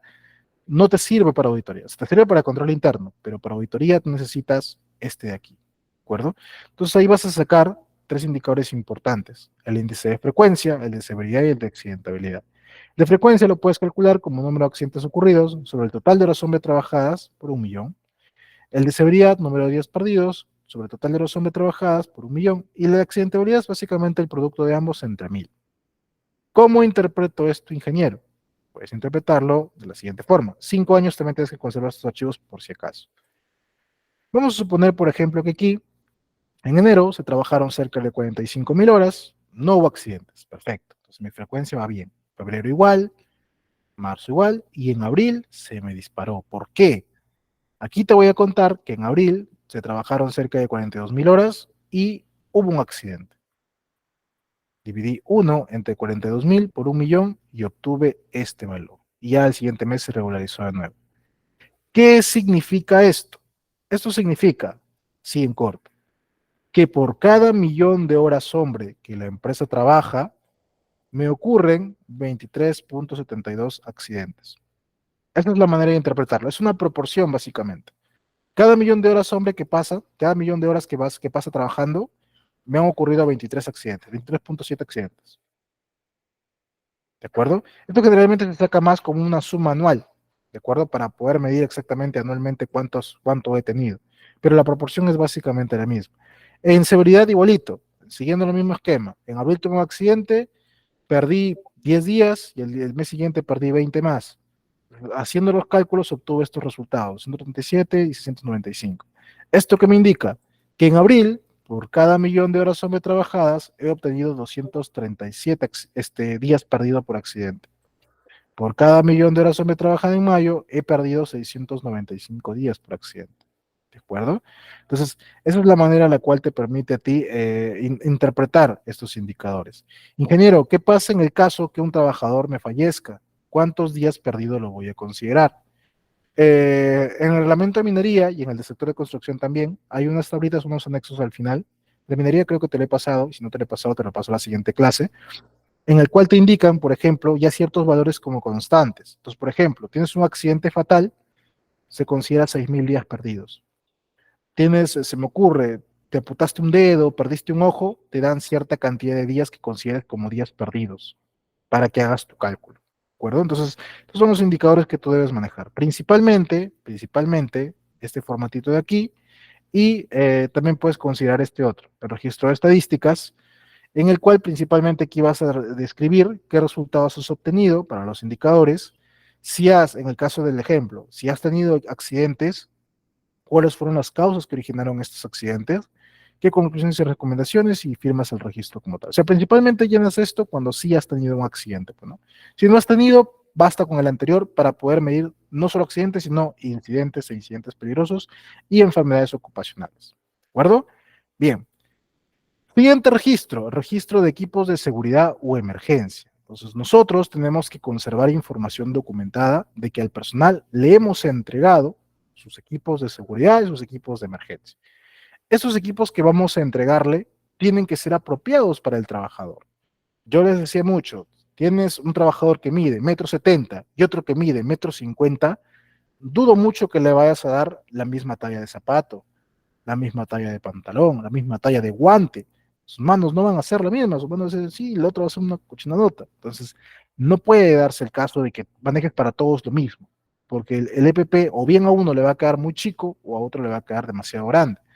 Y esto va a evitar que el trabajador realice su actividad con comodidad. El EPP no está para entorpecer al trabajador, está para asegurar que el trabajador realice su actividad de forma segura. Por lo tanto, el EPP tiene que acomodarse, él tiene que ser apto para él, tiene que adaptarse al trabajador, a la forma de su cuerpo. ¿De acuerdo? Es muy importante considerar. Importante es que notemos si es que existe alguna normativa, algún requisito respecto a las características. Puedo usar un guante eléctrico, ¿de qué clase? Dependiendo del tipo de voltaje al cual voy a enfrentarme. Necesito un calzado de seguridad, ¿para qué tipo? ¿Algún respirador? ¿Para qué tipo de material particulado? ¿Para qué tipo de exposición a químico? Entonces hay que considerar esas características para poder establecer el equipamiento más idóneo para la actividad. ¿De acuerdo? Entonces, ¿cuánto tiempo vas a conservar estos archivos? 5 años. El formato que te indica el ministerio es el siguiente, como puedes ver. Básicamente, aquí seleccionas si es un equipo de protección personal o de emergencia, el nombre del equipo o de los equipos, y aquí es firmar al personal, como si fuera una lista de asistencia, cuándo se le entregó y cuándo se le renovó, y firma. ¿De acuerdo? Por cada equipo, como si hicieras un control de almacén. Puedes hacerlo también de esta forma. Haces una hojita por cada trabajador y a cada trabajador y le vas llenando uno a uno cada equipamiento nuevo que le has entregado o que le has renovado y te va firmando por cada uno. Entonces, de esta manera controlas lo que le has entregado específicamente a esta persona. Te recomiendo cualquiera de los dos. Y claro, susténtalo también bastante con fotografías, etcétera, ¿de acuerdo? Para darle mucho más sustento. Bien, ya casi estamos acabando, ahora vamos a pasar al siguiente registro. Y este es el registro de inducción, capacitación, entrenamiento y simulacro. Aquí vas a conocer a tu mejor amiga, que va a ser básicamente este formatito. Este formatito es mágico, este formatito te sirve para casi todo, este formatito te sustenta gran cantidad de las actividades en seguridad.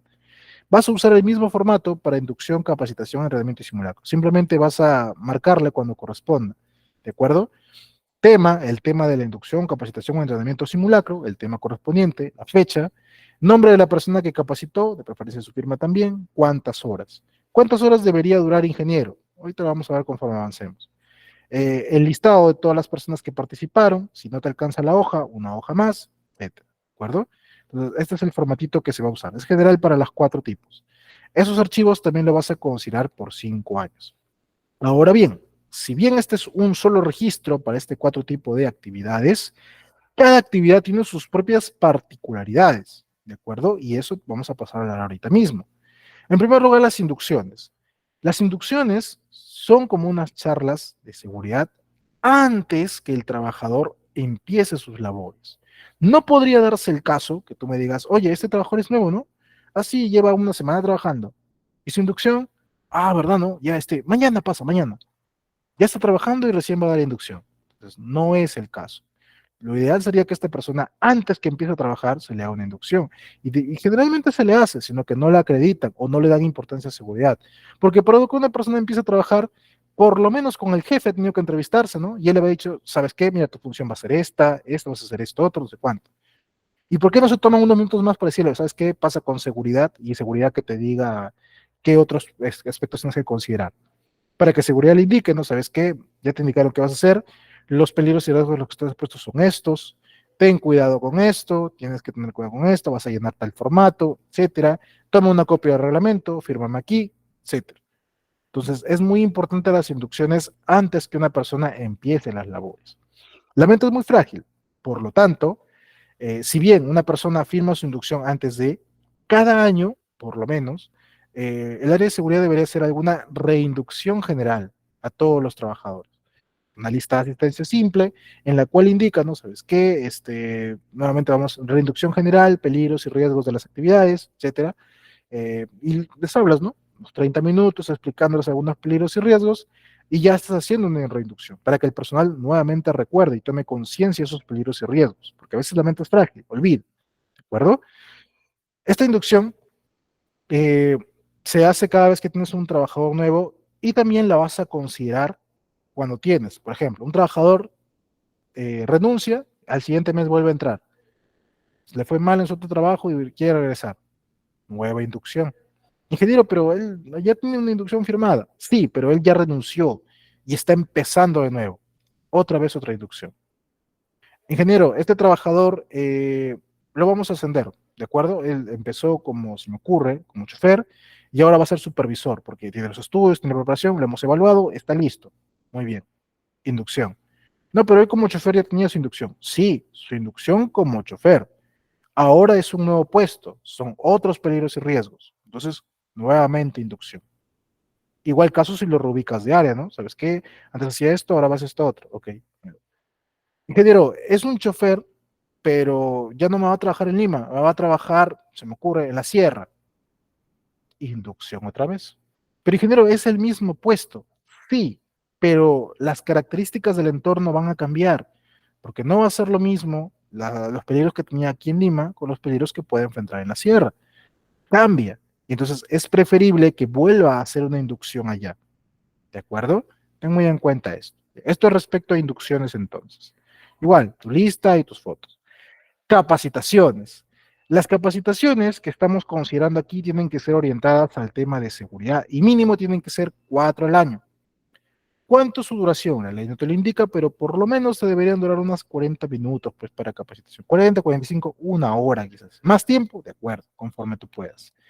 Tienen que ser dentro del horario de trabajo. No puede ser al finalizar la jornada, no que vengan un sábado o un domingo para capacitar. No, hermano, tiene que ser dentro de la hora de trabajo. Es parte del trabajo, ¿de acuerdo? Asegúrate que todos participen, porque no vaya a ser cosa que te pide de una persona en específico y justo esta persona no tenía las 4 capacitaciones al año, sino solamente tenía 3, porque no controlaste si estuvo o no en todas las que diste, ¿de acuerdo? Otro punto importante, evalúa la capacitación. De preferencia, te sugiero que cada capacitación que se dicte en seguridad, te hagas una prueba breve, 5 preguntas para marcar A, B y C o marcar verdadero o falso. Entonces, que el personal acredite que sabe o no. Si alguno resulte jalado, vuelve a hacerle una retroalimentación solo a esas personas para asegurar de que hayan comprendido el tema. También te sugiero que hagas algún informe de capacitación, algo sencillo, donde indiques cuándo se dictó la capacitación, qué temas tocaste en tu tema. Por ejemplo, ¿no? Mi capacitación fue de matriz hiper, qué es un peligro y riesgo. Se tocaron los siguientes temas, qué es un peligro y riesgo, cómo llenar la matriz, requisitos legales, ATS, todos esos puntos los vas enlistando. ¿Viste? ¿Qué más? ¿Quién te puede dictar la capacitación? La capacitación la puede dictar o personal de la empresa o personal externo, siempre y cuando tengan las competencias. Yo quiero dictar una capacitación de primeros auxilios, se supone que debo tener mi formación en primeros auxilios, algún curso debo haber llevado. ¿Cómo voy a enseñar algo de lo que no sé, de lo que no tengo una constancia que he sido entrenado en eso? No tendría sentido, ¿correcto? Entonces es muy importante asegurar eso. ¿Lo quieres hacer por un externo? Perfecto. Ingeniero, ¿la quiero hacer virtual? No.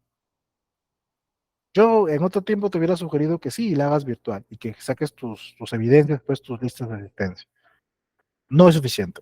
La vez pasada estaba revisando consultas en Sunafil e indicaron, en una respuesta, concretamente dijeron, ¿tiene validez las capacitaciones virtuales? Sunafil indicó de que tienen que ser presenciales. O sea, si quieres netos virtuales, de acuerdo, son un extra, pero las importantes son las presenciales y hay que acreditar evidencia de eso. Ingeniero, mi capacitación quiero que sea un video. Se puede. ¿Cómo? Fácil. Vas, presentas, hoy voy a capacitar de esto, mi tema es esto, foto donde yo estoy exponiendo. Ahora para complementar, he hablado 5 minutos, pero para complementar vamos a ver un video. Bla, pones video de 1 hora. Es mi tema, sino que yo me he apoyado con el video, firma lista de asistencia. Es una manera de hacerlo. No es la idónea, pero es una manera. Ahora, respecto a capacitaciones virtuales, sí, pues no tienen el mismo impacto. O sea, yo he dictado varias capacitaciones virtuales y te aseguro que no todos me participan igual. No todos participan de la misma manera. Entonces, no te recomiendo las capacitaciones virtuales. Asegúrate de hacer alguna breve de forma presencial. Y si quieres hacer virtuales, de acuerdo, pero como un extra. Céntrate que tus 4 mínimas al año se hayan hecho de forma presencial. ¿De acuerdo? Muy bien. Otro punto más, sí, que asegures que las capacitaciones sean bastante dinámicas, que el personal participe en su gran mayoría, el ambiente sea el apropiado, pueden ser prácticas también, ¿de acuerdo? En este caso, por ejemplo, capacitación de primeros auxilios, ¿quién lo dicta? Personal del área de salud, ¿de acuerdo? Uso de material gráfico para poder sustentar efectivamente que el personal se entrene, participe, practique, se involucre. A veces el personal llega desanimado a la capacitación. El personal no quiere capacitarse, quiere trabajar nada más, quiere cumplir su horario y regresar a su casa. Entonces es muy importante ver la manera de llegar al trabajador. ¿De acuerdo? ¿Qué más? Ah, sí, y tienes que hacerle el seguimiento a la capacitación. Eso es muy importante porque también lo piden, el seguimiento a la capacitación. El otro punto, los entrenamientos. Esto, a diferencia de la capacitación, no necesariamente van a dar de seguridad, pero sí van referidas a entrenar o a practicar alguna actividad que se requiere para el desempeño de las labores. ¿De acuerdo? Por ejemplo, yo tengo que hacer trabajos en altura. Ok, entrenamiento de trabajo en altura. ¿Qué hago aquí? Aquí a mi personal le explico, ¿no? Cómo debe posicionar su escalera, de qué manera debe estrobarse la escalera, cómo debe anclarse, qué hacer en caso de que alguien se caiga, cómo lo voy a rescatar. Entonces, todo eso lo vamos haciendo practicar al personal, para que ellos estén preparados para hacerlo. Y también hay que hacer el seguimiento de la eficacia de este entrenamiento, ¿bueno? Para capacitación y entrenamiento. Muy bien. Ingeniero, ¿cómo le hago seguimiento a la eficacia?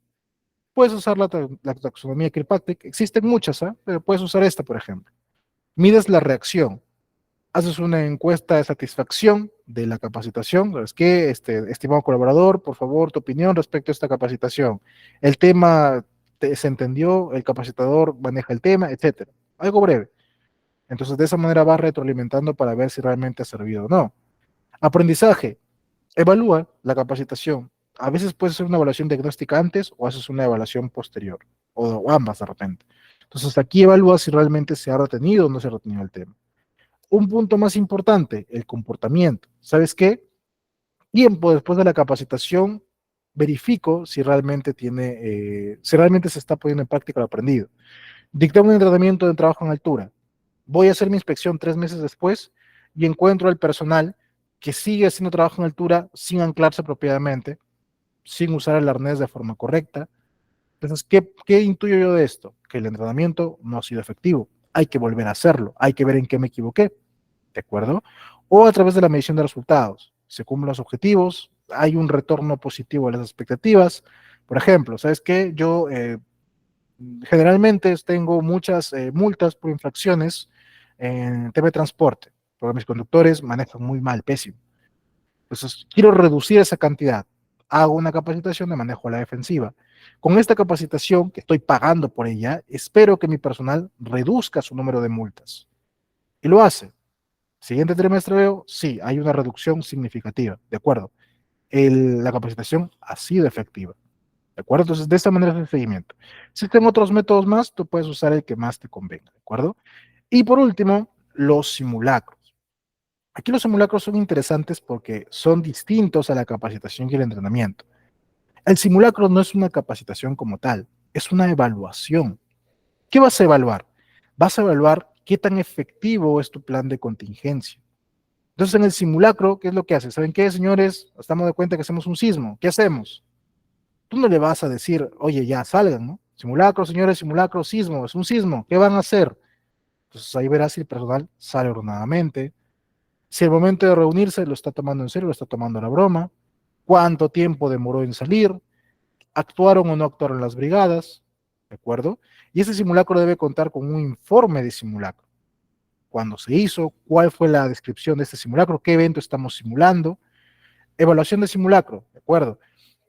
Personal lo tomó en serio, personal salió en el tiempo previsto, personal sabía cómo actuar, brigada de emergencia actuó conforme al tratamiento de los primeros auxilios, etcétera. Entonces, eso sí es importante. Cuando te caigas una FIL o te caiga auditoría, te van a pedir el informe de simulacro. Y si no lo tienes, es una observación, ¿de acuerdo? Entonces, el simulacro tiene que ser evaluado, ¿de acuerdo? Cuando hagas simulacros, puedes hacer 3 listas de asistencia. Te recomiendo hacer 3. Primero, una lista de participación de simulacro. Segundo, acaba el simulacro, de repente difunde. Señores, ¿saben qué? Hemos visto el simulacro, eh, han actuado dentro de lo correcto, pero hay que hacer estas recomendaciones y difunde su plan de contingencia. Segunda lista, difusión de plan de contingencia, capacitación de medidas preventivas en este caso de sismo. Las 2 listas. Tercero, tienes a tus brigadistas, entrénalos. Señores brigadistas, tienen que actuar así. Tenemos un herido, ¿cómo van a actuar? Tercera lista, entrenamiento de brigada de primeros auxilios. De un solo evento sacaste 3 registros. ¿Te das cuenta? Entonces, de esa manera también puedes agenciarte, sobre todo por un tema de control de tus tiempos, que a veces no haya suficiente tiempo para hacer uno para cada uno. ¿De acuerdo? Ten en cuenta esto también. El último registro que vamos a revisar es el registro de auditorías. Ese está normado por el Decreto Supremo 014-2013. Aquí este me indica que yo tengo que realizar mi auditoría por medio de un auditor que esté registrado en el registro de auditores autorizados para la evaluación periódica del sistema de gestión de seguridad en el trabajo. ¿De acuerdo? Mis auditorías sirven específicamente para evaluar el desempeño de mi sistema de gestión de seguridad para asegurarme que mi sistema cumple con lo que me indica la normativa de seguridad, la ley 29783. 5 años debo conservar mis archivos de auditoría. ¿Cuánto tiempo debo hacerlo? Si tienes de actividades de alto riesgo, cada 2 años. No son de alto riesgo, cada 3 años. Tienes menos de 10 trabajadores o 10 y no haces ninguna actividad de alto riesgo, puedes obviar tu auditoría y la haces únicamente cuando la autoridad competente te solicite que saques tu auditoría. ¿De acuerdo? Ya en este año, después de la emergencia sanitaria, deberías haber hecho tu auditoría de sistema de seguridad. Y si no lo has hecho, por favor, contacta a los auditores necesarios para que lo puedan hacer. ¿Cómo elijo mi auditor? En primer lugar, verifica en el listado, googlealo, ¿no? Auditor Mintra, Lima, auditor Mintra, Trujillo. Te van a salir el listado con su respectiva resolución que indica que están autorizados para hacer la auditoría. Considera pues su especialidad, ¿no? Yo soy una clínica, un laboratorio. ¿Quién me tiene que auditar? ¿Un ingeniero? ¿Un abogado? No, cierto. ¿Quién me tiene que auditar? Un especialista de la parte médica, especialista en laboratorio, farmacia, de repente. Alguien relacionado a mi actividad, ¿de acuerdo? Ingeniero, ¿cómo los ubico? En algunas páginas está su nombre con un correo o un número, o la otra opción es que los contactes por LinkedIn. En LinkedIn vas, colocas su nombre, por ahí lo puedes ubicar. Algunos lo ponen ahí directamente en su perfil, Auditor Mintra, para que los puedan contactar y por ahí puedes darle la chance, hablarle, tratar de ubicarlo por esos medios. ¿De acuerdo? Entonces es una manera en la cual lo puedes hacer. Ahora, respecto al auditor, tú puedes de repente hacer contacto con 2, 3 auditores, sacas tu propuesta de cuánto te van a cobrar por hacer la auditoría, qué días pueden, etcétera, y esos auditores tú tienes que difundirlos al personal. ¿Saben qué, señores? Vamos a hacer auditoría, tenemos estos candidatos. Difúndelo por WhatsApp, por correo, por periódico comunal, etcétera. Y tienes 5 días, tienes que esperar 5 días para que el personal lo revise y diga, esta persona no quiero que me haga auditoría. y lo tacha. ¿Por qué motivos? Por el motivo que el personal crea conveniente. Hacen la resolución y ya, ni modo, esta persona no va. Y entre los que quedan, ya ahí recién se puede elegir quién va a ser el auditor y lo puede hacer el empleador en coordinación con los representantes en seguridad, comité o supervisor de seguridad. ¿De acuerdo? Por un tema de costo, por un tema de que lo conocen, por un tema de referencias, etcétera. Ya depende mucho. Puede darse el caso también que tú tengas dentro de la empresa trabajadores que estén registrados en el Mintra para ser auditores. Por ahí existe un poquito la controversia, pero se recomienda pues que no lo hagan porque es cierto, no podemos ser juez y parte dentro de la auditoría, ¿de acuerdo? Lo ideal sería que lo haga un externo. O sea, no es posible que yo mismo hago mi sistema y yo mismo audito. No se vería del todo bien, ¿de acuerdo? Entonces, tengan muy en cuenta también esta parte. Una vez que se realice la auditoría, te van a entregar un informe de auditoría con las observaciones. ¿Y tú qué vas a llenar? Este formatito de registro, donde vas a incluir los nombres de los auditores, su número de registro como auditor, qué fechas auditaron, qué procesos, a quién auditaron como responsable, cuántas no conformidades, qué no conformidades hubieron, por qué causas y qué acciones tomaste al respecto. Entonces, esto es lo que tienes que considerar justamente para acreditar el tema de tu sistema de gestión de seguridad. Yo con eso estaría culminando la clase de hoy. Te dejo esta tablita de aquí también. Te lo he compartido en un PPT aparte de la SUNAFIL para que lo puedas guiar, para que lo puedas revisar más a detalle, para que más o menos te guíes respecto a qué registros son obligatorios según la SUNAFIL según el tipo de empresa que tienes. ¿De acuerdo? Entonces es muy importante que consideres estos puntos también. Con eso yo estaría terminando la clase de hoy. Te agradezco mucho por tu participación. Si tuvieras alguna pregunta, por favor, es el momento para que la puedas hacer. Si no, pues muchísimas gracias. ¿Alguien tiene alguna pregunta? Aquí tengo una pregunta de Víctor. ¿Las capacitaciones al comité puede hacerlas el inspector SOMA o tiene que hacerlo un tercero especializado? La puede hacer el inspector SOMA. O sea, básicamente, ¿qué le vas a capacitar? Deberías capacitarlo, por ejemplo, en reglamento interno de seguridad, en temas puntuales especializados de las características del sistema de gestión de seguridad de la empresa. Que si bien ellos como comité deben aprobarlo, no necesariamente significa que ellos lo han elaborado. Por lo tanto, la persona que los haya elaborado, se supone que es el especialista, tiene que difundirlo o capacitarle a los miembros del comité para que ellos sepan qué cosas están aprobando. ¿De acuerdo? Entonces es muy importante considerar esa parte. No es necesario que lo haga un tercero especializado, lo puede hacer alguien de la misma empresa también, un representante del empleador, por ejemplo. No hay ningún problema con eso, ¿de acuerdo? Lo puede hacer ahí. Y recuerda que esas capacitaciones son aparte de las 4 al año que tenemos que dictar por cumplimiento de la ley. ¿Alguien tiene alguna otra pregunta? Hola Walter, ¿qué tal? Buenas, dime.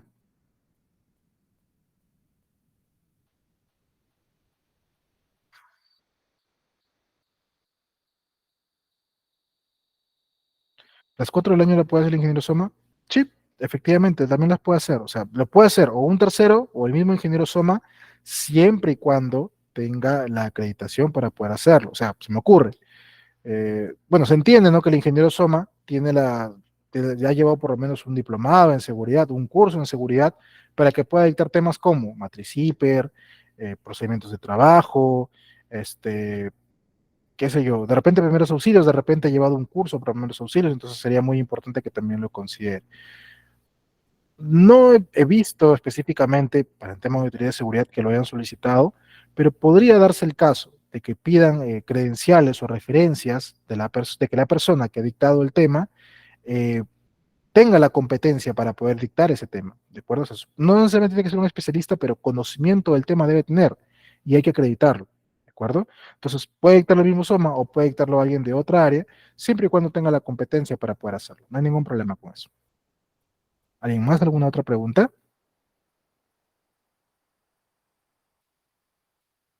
Gracias. ¿Alguien más? ¿Alguna pregunta?